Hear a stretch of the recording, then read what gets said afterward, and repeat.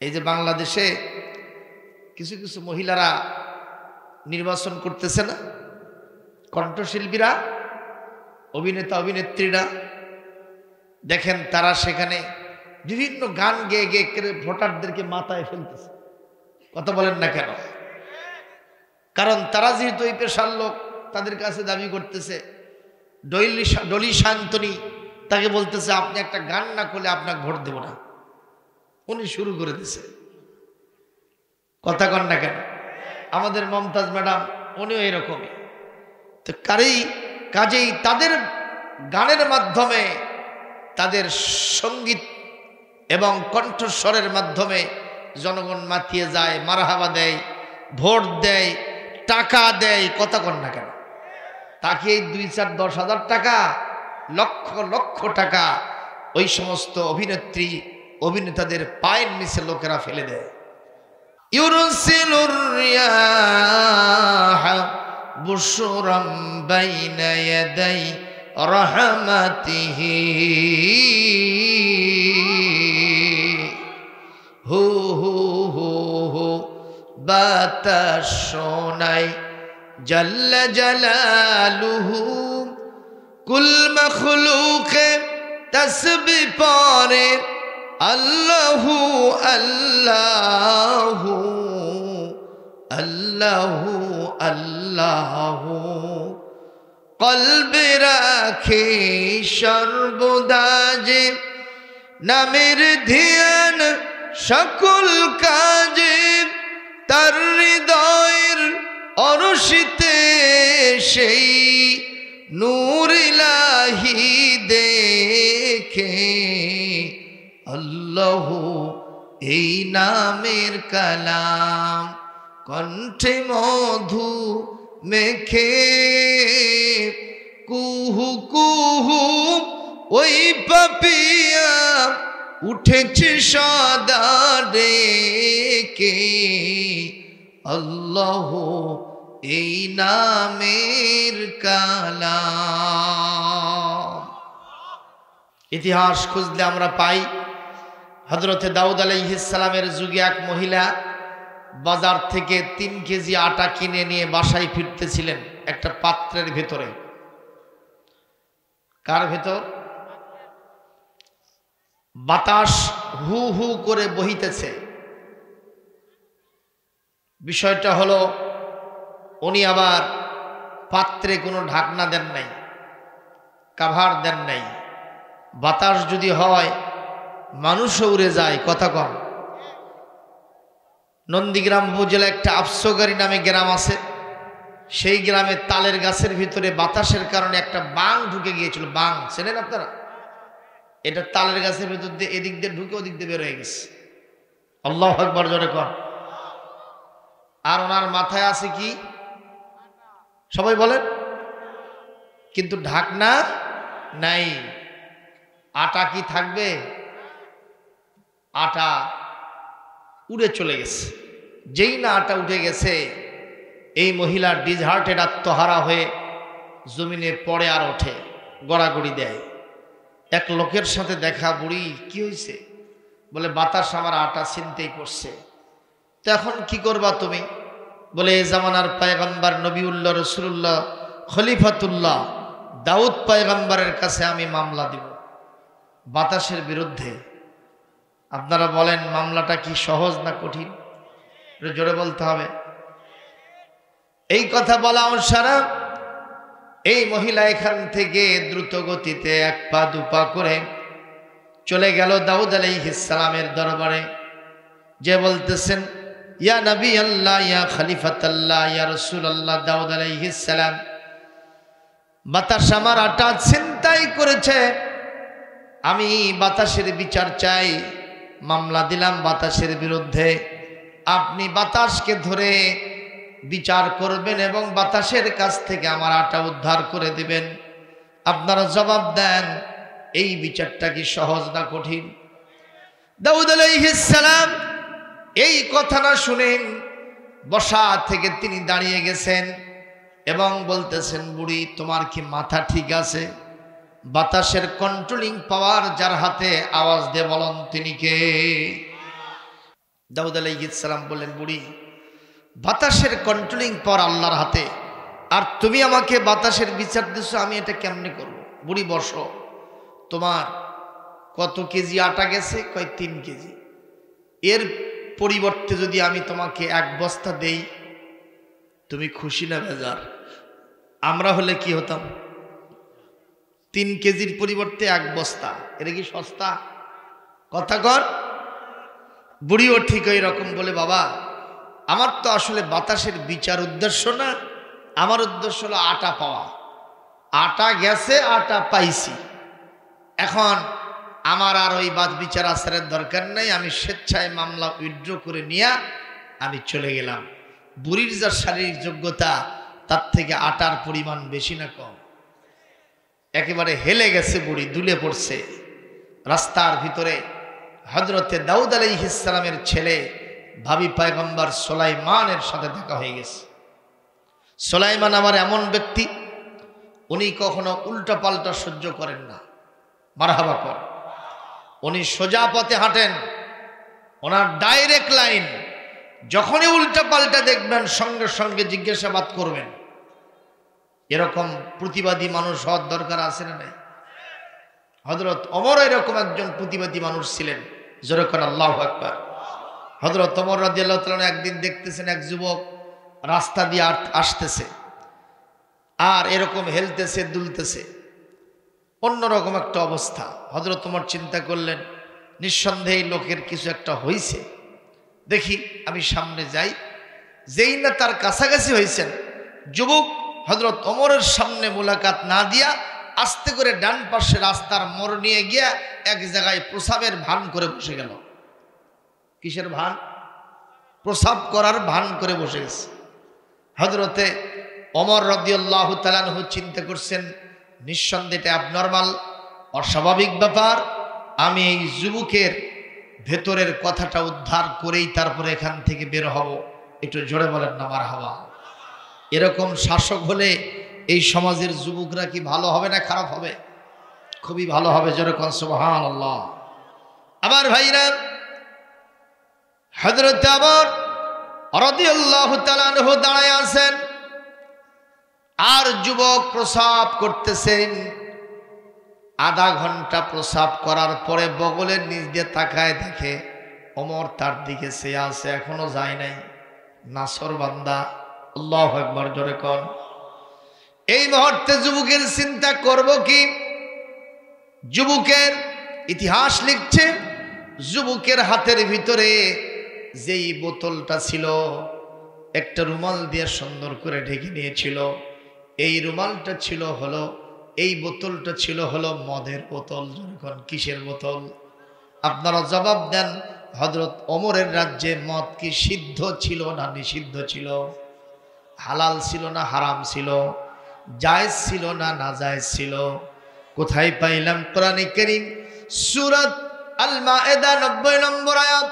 আল্লাহ রাব্বুল আলামিন বলেন, ইন্নামাল খামরু ওয়াল মাইসিরু ওয়াল আনসাবু ওয়াল আজলামু রিজসুম মিন আমালিশ শাইতানি ফাজতানিবুহু লাআল্লাকুম তুফলিহুন।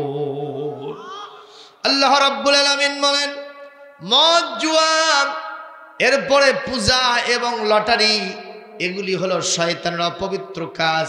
ইমানদারগণ, দুনিয়া এবং আখিরাতে যদি সফল হতে চাও, মদ, জুয়া, এই ধরনের মাদকাসক্তি আর লটারি আর পূজা পার্বণ, এগুলো তোমরা ছেড়ে দাও। বলেন নির্দেশটা কার? একটু জোরে কর, নির্দেশটা কার? আমাদের সমাজের ভিতরে মাদকের সরাসরি বেশি না কম? অবশ্য ধনুটে কেউ মদ টদ খায় না। খায়? খায় না নাকি? খায়। অবশ্য রাস্তাঘাটে দেখা যায় অনেকে গাছের সাথে বাজে কয় সাইড দেন। কে রে বাবা, গাছের সাথে বেজে সাইড দেন তা কয় খায়? একটা বাস দাঁড়ায় আছে, গাড়ি এরকম মাথা দিয়ে ঠেলতেছে ঠেলতেছে। আমি জিজ্ঞেস করলাম, ভাই খবর কি? কাজে এগুলো সব সমান। ওর চোখের চাউনি দেখে মনে হয় গোটা ধনুটের মালিক ওই একলা। কতক্ষণ এরকম আসে না নাই? বাড়িতে ঢুকছে, ঢোকার জন্য রাত 2টার সময় বাসায় আসছে, এসে দরজায় নক দিচ্ছে, মা মা মা দরজা খোল।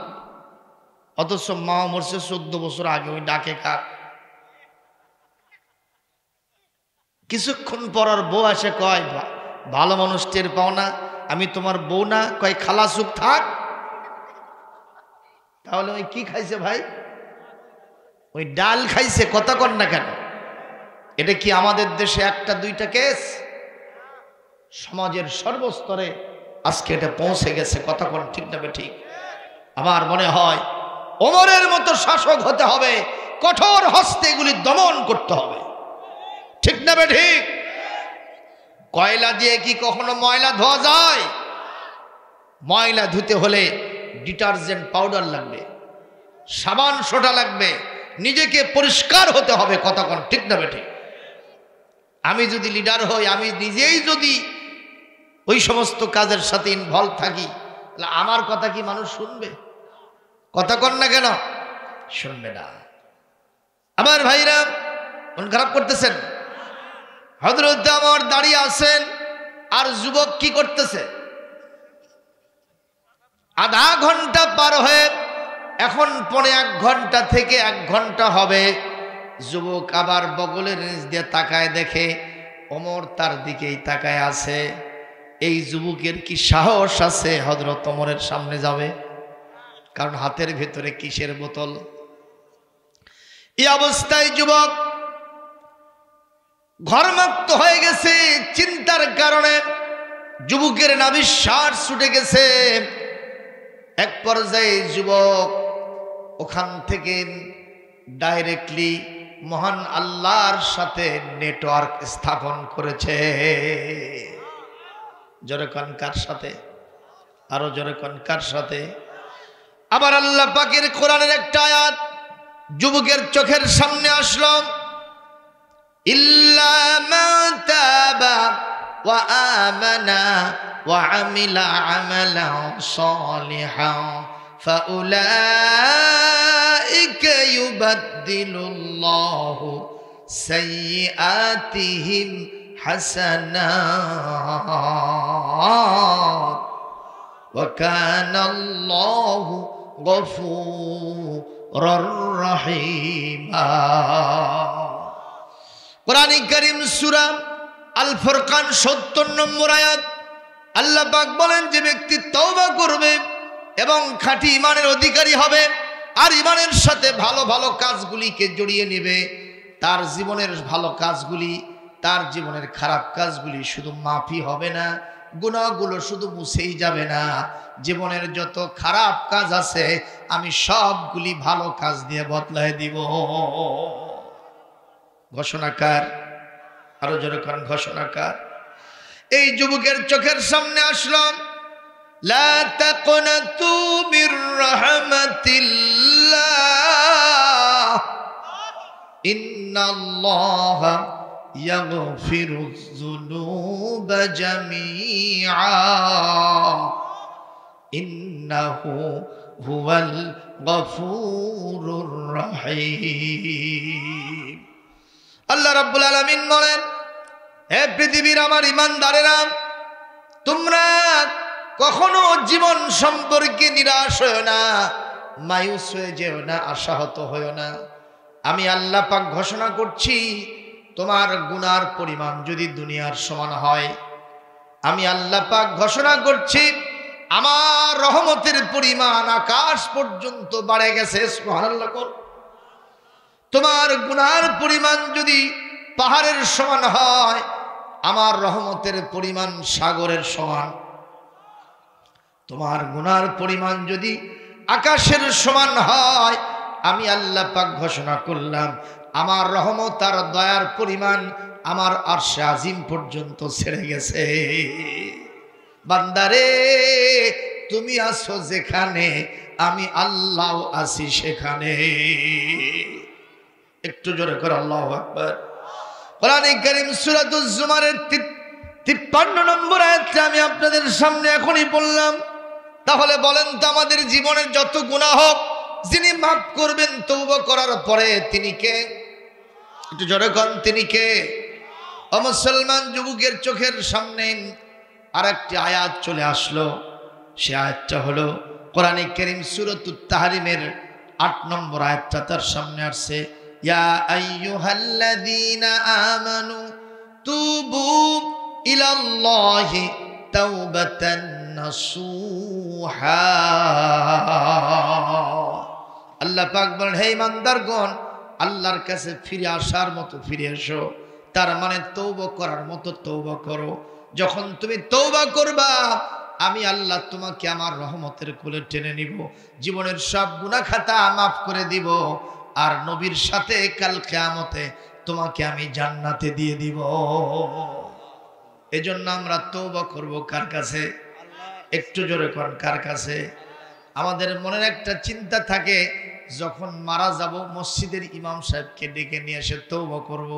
এরকম একটা মেন্টালিটি, এরকম একটা চিন্তা ভাবনা আমাদের মধ্যে আছে না নাই? খবরদার, তা না।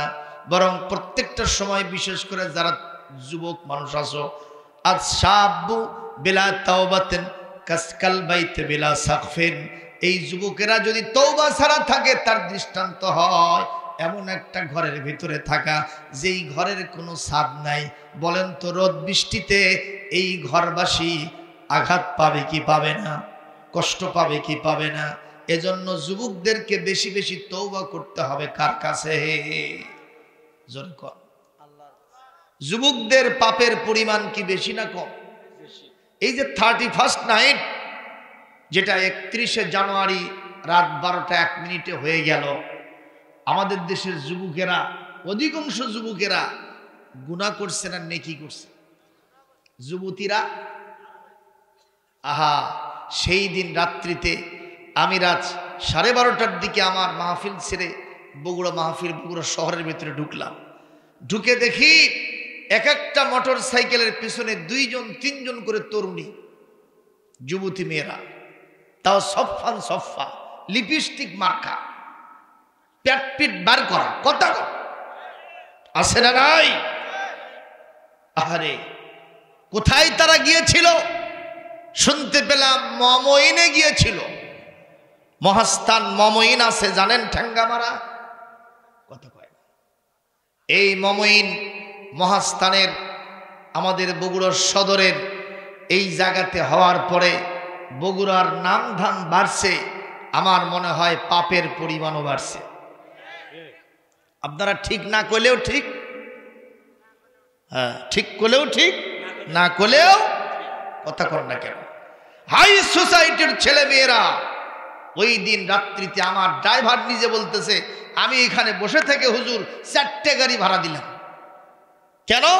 হাই সোসাইটির লোক মদ খাইতে যাবে মমইনে, আজকে রাত্রে 31st নাইট পালন করবে। আমার মনে হয় যেভাবে পিকনিক পার্টিতে ওই রাত্রিতে তারা ডেক সেট বাজায়া নারী পুরুষ সমন্বয়ে বেলেল্লাপনা করেছে, নাচানাচি করেছে, শুধুমাত্র তাই নয়, হোটেলে মোটেলে বাগানে গার্ডেনে বিভিন্ন জায়গায় চেনা ব্যভিচার হয়েছে, শত শত কথা কোন ঠিক কিনা? নতুন বছরকে তারা মেখে ফেলে দিয়েছে, একেবারে অপবিত্র করে ফেলে দিয়েছে, জোরে কোন ঠিক কিনা? এই জন্য যুবকদেরকে বেশি বেশি তওবা করতে হবে কার কাছে? দেখি তোমরা কারা কারা যুবক আছো, একটু হাত তোলো তো বাবা। যুবক যারা, আমি তাকায় দেখতেছি যুবকের দাদাও হাত তুলছে। এই সুযোগ একটু যদি যুবক হওয়া যায়, জোরে কোন মারহাবা। যুবক তোমরা হাত তুলে থাকো আর আল্লাহর নামে তাকবীর দাও, শয়তান পালায়ে যাবে। লিল্লাহে তাকবীর, লিল্লাহে তাকবীর। আল কোরআনের আলো। এইবার তোমরা হাত তুলে থাকো, তোমাদের সাথে এবার তোমাদের বাবারা এবং তোমাদের দাদারা চাচারাও হাত তুলবে, সবাই, তার মানে সবাই। হ্যাঁ, এবার মানেন তাকবীর। লিল্লাহে তাকবীর, লিল্লাহে তাকবীর। আল কোরআনের আলো সারা দুনিয়ায় জ্বালো, বাংলাদেশে জ্বালো, বগুড়া জেলায় জ্বালো, ধুনুট উপজেলায় জালো, পার ধুনুটে জালো, লিল্লাহে তাকবীর। আলহামদুলিল্লাহ। হাত নামান। কষ্ট হচ্ছে আপনাদের? আলোচনা চলবে না বন্ধ হবে? চলবে, চলবে। হ্যাঁ, দেখি কারা কারা চলার পক্ষে নাই। এইবার যারা চলার পক্ষে আছেন হাত তুলবেন। আলহামদুলিল্লাহ। হাত নামান। এইবার হযরত ওমর সেখানে দাঁড়ায় আছেন, আর যুবকের মনের ভিতরে এই আয়াতগুলি চলে আসছে। জোরে কোন আলহামদুলিল্লাহ। যদিও যুবকের হাতের ভিতরে কিসের বোতল? মদের বোতল। তারপরেও তার ভিতরে তার স্মৃতিপটে তার চোখের সামনে কোরআনে কারীমের আয়াত চলে এসেছে। জোরে কোন আল্লাহু আকবার। কোরআনের সমাজ হলে যা হয়, মানুষ কোরআন দিয়েই কথা কয়। জোরে কোন সুবহানাল্লাহ। সৌদি আরবে যাবেন, কোনো দোকান থেকে ডেকসেটের আওয়াজে ছায়াছবির গান আসবে না, দেশত্ববোধক গান আসবে না, নজরুল সঙ্গীত কিংবা ওই যে রবীন্দ্রসঙ্গীত ওই সমস্ত কিছু আসবে না, মরমী সঙ্গীত আসবে না। ওখান থেকে আসবে শুধু কোরআনের তেলাওয়াত। যারা হজ করতে গেছেন তারা দেখে আসছেন, ঠিক না বেঠিক? সম্মানিত ভাইয়েরা, এই যুবক যদিও একজন মদারু, তারপরেও তার চোখের সামনে আয়াতগুলি ভেসে উঠেছে। এই মুহূর্তে যুবকের দু চোখের কোনা দিয়ে পানি পড়ে পড়ে তার বুক ভেসে যাচ্ছে। এক পর্যায়ে সে বলতেছে, আল্লাহ, আপনি বলেছেন যদি কেউ তওবা করে আমার কাছে ফিরে আসে, আপনি তাকে বুকে টেনে তুলে নেন, রহমতের কোলে উঠায় নেন। আল্লাহ, আমি এই সমাজের একজন ক্ষুদে যুবক, শয়তানের ফেরেবে পড়ে মদের বোতল হাতে উঠায় নিয়েছি। আল্লাহ, আমি কি আপনার কোলে উঠতে পারবো না? আমার আল্লাহ ইলহাম করে বলে, যুবক, আমি তোকে কোলে টেনে তুলে নেওয়ার জন্য রেডি আছি। যখন মারহাবা। এই মুহূর্তে যুবক আল্লাহর কাছে বলতেছে, আল্লাহ, ইন্নী তুবতু ইলাইক, আমি আপনার কাছে তওবা করলাম, আর আপনাকে সাক্ষী রেখে আপনার ক্ষমতাকে বিশ্বাস করে একটা দায়িত্ব আপনার উপর আমি দিব। সে দায়িত্বটা হলো, ইন্নাকা আলা কুল্লি শাইইন কাদির, আপনি সর্ব বিষয়ের উপরে ক্ষমতাবান। কথা কোন ঠিক না বেটি? ফাআলুল লিমা ইউরিদ, যা ইচ্ছা আপনি তাই করতে পারেন। আল্লাহ গো, কিছুই চাই না, আজকে চাই আপনি তো সাগরকে নগর, নগরকে সাগর, আমিরকে ফকির, ফকিরকে আমির আপনি বানাতে পারেন, জিরোকে হিরো, হিরোকে জিরো বানাতে পারেন কে? ও আল্লাহ, আজকে কোনো দায়িত্ব দেব না, একটা দায়িত্ব আপনাকে দেব, সেটা হলো এই, আমি নিশ্চয় আর এখানে বসে থাকতে পারবো না। ওমর ওখানে দাঁড়ায় আছেন, আমি যদি আরো একটু দেরি করি, ওমর আমার প্রতি শাস্তি আরো বেশি আরোপ করবে, উনি তেলে বেগুনে জেলে যাবে। আল্লাহ গো, আমি ওমরের কাছে এ অবস্থায় যেতে পারবো না। হ্যাঁ, আমি ওমরের কাছে যাব, যখন ওমর আমাকে জিজ্ঞাসা করবে তোমার হাতের মধ্যে এটা কিসের বোতল, আমি তোমার উপরে তাওয়াক্কুল করে নির্ভরতা অবলম্বন করে বলবো আমার হাতের ভিতরে এটা দুধের বোতল। আল্লাহ গো, আজকে একটা দিনে এই মুহূর্তে যদি আমার মদের বোতলটাকে সাদা ধবধবে দুধের বোতল বানায় দিতে পারেন, আমি সারা জীবন আর মদের বোতল হাতে নিব না, স্বপ্ন দেখব না, বরং আমার বন্ধু সার্কেল যারা আছে আমি তাদের কাউকে মদ পান করতে দিব না। আপনাদের কি বিশ্বাস হয় আল্লাহ পাক মদটাকে দুধ বানাতে পারেন কিনা? এরকম ক্ষমতা যার আছে তিনি কে? আন্নাল কুওয়াতা লিল্লাহি জামিআ। আমার আল্লাহ পাক বলেন, wall power for lord of the worlds, তামাম বিশ্বের যিনি প্রতিপালক তার জন্য সকল ক্ষমতা। জোরে কোন মারহাবা।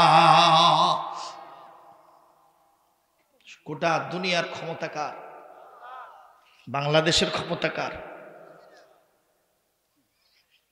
এই পাগলা হাসিনা ঠিকই আছে, কিন্তু হাসিনাও তো এক আল্লাহ পাকের সৃষ্টি। কথা কর না কেন? তাহলে গোটা বাংলাদেশের মালিক কে? আমরা অনেকে এরকম অ্যাটিটিউড দেখায়। কতক্ষণ ঠিক না বেটি? এক এলাকায় গিয়ে বলা হলো, ভাই এই জমিটা কার? কয় হুজুর এটা আমার। এটা কার? বলে এটা আমার ভাইয়ের, এটা কার, এটা আমার বোনের, এটা কার, বলে এটা আমার চাচার, এটা কার, ও এটা আমার চাচাতো ভাইয়ের, এটা কার, বলে এটা আমার বাবার। কে রে বাবা, এই এলাকায় আল্লাহর কিছু নাই? কয় হুজুর আল্লাহর ছিল না, এইবারই আমরা 3 শতক দিছি। আল্লাহ কয় শতক দিছে? তো জিজ্ঞাসা কর দেখি আল্লাহর সেই 3 শতক কোথায়? হাত ধরে নিয়ে যে করছে হুজুর এই যে দেখেন টিনের ছাপরা দিয়া এইবারই আমরা 3 শতক দিছি, আল্লাহর কিচ্ছুই ছিল না। আপনারা বলেন আল্লাহর কি খালি ওই 3 শতক? কথা কয় না, কথা কয় না। আল্লাহর কি খালি ওই 3 শতক? লিল্লাহি মিরাসুস সামাওয়াতি ওয়াল আরদ, লিল্লাহি মা ফিস সামাওয়াতি ওয়া মা ফিল আরদ ওয়া ইন তুবদু মা ফি আনফুসিকুম আও তুখফুহু ইউহাসিবকুম বিহিল্লাহ। এই কথাগুলি কার? আল্লাহ পাক বলে আসমান জমিনে যা কিছু দেখতে পাও এগুলি সব আমার মালিকানার ভিতরে। আমি তোমাকে যদি 1 বিঘা জমি দিয়ে থাকি, এটা আমার জমি, তোমাকে আমি একটু আস্তে করে আমানত হিসেবে দিয়েছি। আমরা অনেকে অন্যের জমি পত্তনি নিয়ে করি কিনা? আপনাদের ধনুটে পত্তনি কত করে 1 বিঘা? 1 বছর 3 লাখ? না না, পত্তনি আমাদের এলাকাতে নাই। এখানে কি হয়? এখানে হয় খাই খালাসি এগ্রিমেন্ট। খাই খেলাসি 7 বছর এগ্রিমেন্ট। আইন আদালতের কিচ্ছু নাই, জায়েজ না জায়েজ কিচ্ছুই বোঝেন না, ইচ্ছা মতো চলিতেছেন। যে বলে রে আয় রে তার সাথে যাই রে, বাজ বিচার নাই রে। কথা কয় না, কথা কয় না। তো আল্লাহ পাক বলেন এই পৃথিবীতে তোমাদেরকে আমি এই জমিটা বর্গা দিছি, কি নিব বিনিময়ে? আমি আল্লাহ পাক ওই জমিন থেকে যা ফসল আসবে তার উৎপাদিত পণ্যের পানি সেচ দিয়ে যদি আবাদ করো 20 ভাগের 1 ভাগ দিবা। আর যদি আমার আকাশের পানি দেওয়া হয় 10 ভাগের 1 ভাগ ওসর দিবা। এটা দিলে ওই জমি তোমার হাতে আমি রাখবো, আর যদি না দাও থাপ্পড় মেরে কাল্লা উড়াইয়া দিয়া আর একজনের হাতে দিয়ে দিব। এরকম হয় না, হয় না? জোর করে হয় না, হয় না? আমার নিজের গ্রামে তালুকদার ছিল, অনেক জোতজমার মালিক, আজকে মানুষের বাড়িতে পাট খেটে খায়। আর একজন ছিল এখানে যদি হাল জোরে, এখানে যদি পাট টিলার শুরু করে অন্তত পক্ষে 1 কিলোমিটার রাস্তা যাবে, অন্যের জমিনে পাট টিলার যাবে না। এত সম্পদের মালিক ছিল, আজকে 1টা শতক নাই, কবর দেওয়ার মতো জায়গা নেই। তাহলে এই হিরোটাকে জিরো বানাই দিয়েছে কে ভাই? একটু জোরে বলেন কে? সুতরাং সে আল্লাহর জন্য। অনেকে কয় না আল্লাহ ধোকা দিয়া বোকা বানায় কাম সারম। 1 লোক ফাঁক দিয়া বক মারতে গেছে। কি দিয়া কি মারতে গেছে? সকাল থেকে দুপুর পর্যন্ত বসে আছে, সুলতান হয় না আপনি? বসে আছে, একটা বগও ধরা পড়ে না। তো এখন আসরের নামাজের পরে একটু টেকনিক করতেছে। কি করতেছে? টেকনিক। ওই বলতেছে একটা বগা দে রে মাওলা, একটা বগা দে, খাসি দিয়া মিলাদ দেব গ্রামের মসজিদে। বুঝেননি? এ কি মানুষ না সিটার? কার সাথে সিটারি করতেছে? একটা বগা দে রে মাওলা, একটা বগা দে, খাসি দিয়া মিলাদ দেব গ্রামের মসজিদে। 1 বার 2 বার 3 বার বলতে বলতে একটা বগা এসে ফাঁদের ভিতরে ধরা দিছে। ওই বকটা হাতের ভিতরে নিয়ে কয় আমার নাম খোকা, আল্লাহ দিছি ধোকা, বানাসি বোকা, কামটাও করছি সোকা। ও আল্লাহ তুমি এত কম বোঝো কেন? কাক কয় তুমি এত কম বোঝো কেন? তুমি আমাকে দিছো 250 গ্রাম ওজনের একটা বক, অতিরিক্ত 200 টাকা। কথা কয় না?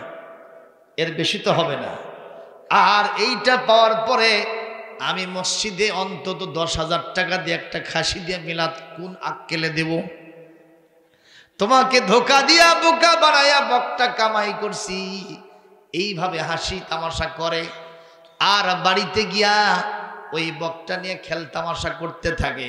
আল্লাহ পাক বলেন এই পৃথিবীর কোনো তামাশাকারীকে, কোনো আনন্দ আহ্লাদকারীকে, কোনো অহংকারীকে আমাকে যারা আমার সাথে যারা পাল্লা দেয়, আমি আল্লাহ পাক তার কাল্লা রাখি না। এই কাল্লা রাখার জন্য এই পৃথিবীর কোনো জেনারেল আমার কাছে স্ট্যান্ড গান, কাটা রাইফেল, বন্দুক, কামান, বোমা, কিরিচ কিছুই লাগে না। পৃথিবীর একটা ডানা ভাঙা মশা হলেই বিশ্ব গুন্ড সাইজ হয়ে যায়। সেই গুন্ডর নাম হলো কি? নমরুদ। কথা কয় না? সেই বিশ্ব গুন্ডর নাম কি? নমরুদ। এ কি ছোট গুন্ডা না বড় গুন্ডা? সাইজ করছে কি দিয়া? বন্দুক দিয়া। একটা ডানা ভাঙা মশা, জোরে কোন ঠিক না বেঠিক? কোন দিক দিয়ে ঢুকছে? নাকের ভিতর দিয়ে ঢুকে হেড অফিস গরম, খালি ভয় করে উঠেছে, সব কিছু অন্ধকার, মাটিতে মাথা ঘুরে পড়ে গেছে। এখন ডাক্তারের কাছে, কবিরাজের কাছে নিয়ে যাও। আমার ভাইরে, ডাক্তার কবিরাজ সব ফেল, ওষুধপত্র যা ছিল সব প্রয়োগ হয়ে গেছে, কিন্তু মাথার ব্যথা বাড়ে না, কমে। সাথী সঙ্গীকে বলে, দেখো আমার এইটা দিয়ে কাম হবে না, একটু লাঠি দিয়ে দোস্তুর মতো মাথাত বাড়াও। লাঠি দিয়ে বাড়ানো হলো তাও ভালো হয় না। কয় তাহলে হাতুর দিয়ে মারো। লোহার শলাকা দিয়ে মাথায় মারা শুরু হয়েছে। তারপরে কয় না ভালো হয় না, কি দিয়ে মারবো? কয় জুতা দিয়ে মারো। আল্লাহু আকবার, জোরে কর, আরো জোরে। কি দিয়া? জুতা দিয়ে মারা যখন শুরু হয়েছে তখন কয় কেবল একটু আরাম পাইতেছি। তার মানে ওই জাতীয় লোকেরা জুতার বাড়ি না খেলে ঠিক হয় না। ওই বুশের বাচ্চা বুশ ইরাকে যখন হামলা করলো, লক্ষ লক্ষ মা বোনদেরকে শেষ করে দিল, ইজ্জতহানি করলো, নাপাক সৈন্যদের দ্বারা আমার পর্দানিশীল মহিলা মা বোনদের সাথে ধর্ষণ করলো। কথা কর না কেন? এখনো বর্তমান ফিলিস্তিনে হচ্ছে কি হচ্ছে না ভাইজান আমার? এই মুহূর্তে ওই বুশের বাচ্চা বুশ আবার যখন ইরাকের জমিনে গিয়ে 1 বছর পর ওখানে ঘোষণা দিল আমার সৈন্যবাহিনী ইরাকে আরো 1 বছর থাকবে, সাংবাদিকদের ভিতরে এই পৃথিবীর মুসলমানদের একটা গর্ব ছিল, যার নাম সাংবাদিক জাইদি ভাই। উনি ভেতর থেকে উনি বলছে, জীবন আছে আর না আছে, আমি গোটা পৃথিবীর সব মাজলুম মুসলমানদের পক্ষ থেকে আজকে তোমাকে জুতা দিয়ে বরণ করব। যেই বলছে 1 বছর থাকবে, ওনার নিজের জুতা খুলে নিয়ে এতই জোরে মেরে দিয়েছে, বুশের বাচ্চা বুশ মাথায় লাগা নিচে পড়ে গেছে। একটু জোরে কর না আল্লাহু আকবার, আরো জোরে কর আল্লাহু আকবার। আমরা মনে করলাম সম্ভবত এই জাইদের রক্ত মাংস হাড্ডি একটা ছটাক গোশত আর পাওয়া যাবে না, সব উড়াইয়ে দেবে। কিন্তু আল্লাহর কি রহমত, তিনি তো বেঁচে আছেন এখনো। শুধু বেঁচে নেয়, তার ওই জুতার মূল্য গোটা পৃথিবীতে লক্ষ লক্ষ ডলার দিয়ে বিক্রি হয়েছে। একটু জোরে কর আল্লাহু আকবার। তাহলে আল্লাহর সাথে যারা পাল্লা দেয় তাদের কাল্লা থাকে না। কথা কোন ঠিক নেবে ঠিক? একটু আমার সাথে জবাব দেন, আমাদের রবের নাম কি? তার সাথে দিও না পাল্লা, থাকবে না কারো কাল্লা। জোরে কোন সুবহানাল্লাহ। একটু বলেন আমাদের রবের নাম কি? তার সাথে দিও না, থাকবে না কারো। কে কে পাল্লা দেবেন হাত তোলেন তো দেখি। পাল্লা দিবে না? কি কথা বলে, এ আমার সামনে বসে থেকে এই কাম। কে বাবা আল্লাহর সাথে পাল্লা দেবা? ও বুঝতে পারেনি। একটু জোরে কর আল্লাহু আকবার। কি কন? আল্লাহ রাস্তায় থাকলে মানুষের মর্যাদা কি কমে? এই যে আমির হামজা নামে একটা বক্তার ওয়াজ শুনছেন, নাম শুনছেন? শুনছেন? 3 বছর জেলখানায় থাকলো। কয় বছর? 3 বছর। আমরা চাইলাম, আমরা মনে করলাম আমির হামজার মান মর্যাদা সব মাটির সাথে মিশে গেল। সেই দিন মুক্তি পাইছে। এখন তার এক একটা প্রোগ্রাম মানুষ ইচ্ছা করে 1 লাখ টাকা দিয়ে আসতেছে। আগে পাচ্ছিল 50,000, 40,000, এখন 3 বছর জেল খাটে বাড়ছে কত, আরো 50 ডবল হয়েছে। আবার যখন কেউ বলতেছে না হুজুর দিতেই হবে, ওই 2 লাখকে 5 লাখ হলেও তো আমির হামজাকে চাই। আপনারা বলেন তাহলে বিষয়টা কি সিধা হলো না উল্টো হয়ে গেল? যা চাইলাম তা হইল না, আল্লাহ পাক তার মর্যাদা আকাশচুম্বী করে দিল। আল্লাহ বলছেন রাফা'না লাকা যিকরাক, আমার রাস্তায় যারা থাকবে আমি তার মর্যাদা, আমি তার সম্মান আকাশে বাতাসে দুলাতে থাকবো। জোরে কোন সুবহানাল্লাহ। আবু জেহেল আমার নবীকে মক্কার জমিনে মারতে চায়নি, এমন কোনো পদ্ধতি নেই যেটা অ্যাপ্লাই করে নাই, বাস্তবায়ন করে নাই, কিন্তু আমার নবীকে কি মারতে পেরেছে? পক্ষান্তরে আবু জেহেল আসে না গেছে। আবু জেহেলের অবস্থা এখন খুবই ভালো না খারাপ? এখন তার বাড়িটা কি হয়েছে? ইন্টারন্যাশনাল ট্রেডিশনাল টয়লেট, আন্তর্জাতিক খ্যাতিসম্পন্ন পায়খানা। ওখানে পায়খানা করতে পারলে শান্তি হয়। বাংলাদেশের এক হাজি গেছে, মূর্খ মানুষ, তা এখন আলেমের সাথে ঘুরতেছে, বলছে হুজুর এটা কি, এটা কি? বলে এটা আবু জেহেলের বাড়ি ছিল, এখন পায়খানা হয়েছে। কতখানি পায়খানা? কয় 2001টা।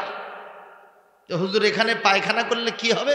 বলে আবু জেহেল বেজার হবে, নবী আমার খুশি হবে, আল্লাহ আমার রাজি হবে। তো করছে হুজুর 3.5 লাখ টাকা খরচ করে এই জন্য তো আসছি, আপনি একটু দাঁড়িয়ে থাকেন, আমি একটু ভেতরে ঢুকে কামড়া সারি। হুজুর সাহেবকে বাইরে রাখে উনি ভেতরে ঢুকছে। আধা ঘন্টা যায়, হাজি বাড়ায় না। 1 ঘন্টা যায়, খবর নাই। 1.5 ঘন্টা যখন চলে গেছে, বাহিরে আলেম সাহেব দাঁড়িয়ে আছে, গাইডার সাহেব, হজ গাইড, উনি বলতেছে বাবা সম্ভবত হাজি বোধহয় মরেই গেছে। উনি দরজা ভাঙ্গার জন্য দৌড়ে যে উরুম ধুরুম করতেছে, এটা যখন করতেছে ও তখন কুলেতে না পারে আস্তে করে সিটকেরি খুলে দিয়ে খ্যাক খ্যাক করে হাসি উঠছে। আচ্ছা এতক্ষণ একটা মানুষের পায়খানা করতে লাগে, এখন 2 ঘন্টা চলতেছে, এই না দেখে পুলিশও দৌড়ে আসছে। ঘটনা কি? বলে ঘটনা এই 2 ঘন্টা ধরে এরকম করতেছে, আমি থাকাঝাকি করে কেবলই দরজাটা খুলছি, ও খ্যাক খ্যাক করে হাসতেছে। এই আসলে হাজি না পাজি আগে সেটা কইতো। এই ঘটনা কি তাড়াতাড়ি বলেন। হুজুর যখন ঢুকছিলাম আপনার ফজিলত বায়ান শুনে আমার তখন পায়খানার কোনো পেইন ছিল না, আমি এতক্ষণ ধরে খালি কোতাকুতি করতেছি যে আবু জেহেলের বাড়িতে হাগিয়া দাও। একটু জোরে মার হাবা দেন, আরো জোরে কর আল্লাহু আকবার। আপনারা জবাব দেন, আবু জেহেলের প্রতি মানুষের ঘৃণা বাড়ছে না কমছে? আর আমার নবীর প্রতি ভালোবাসা বাড়ছে না কমছে? এখানে যদি কেউ এসে বলে আমি কেউ না, আমি একজন বিশ্ব নবীর ভক্ত অনুরক্ত, আপনারা বলবেন যে হুজুর সিয়ার তো অনেক আছে, একটু বসতে দেন না কেন? কথা কয় না। এই জবাব না দিলে কিন্তু আল্লাহ বেজার হবেন, ঠিক না? ঠিক।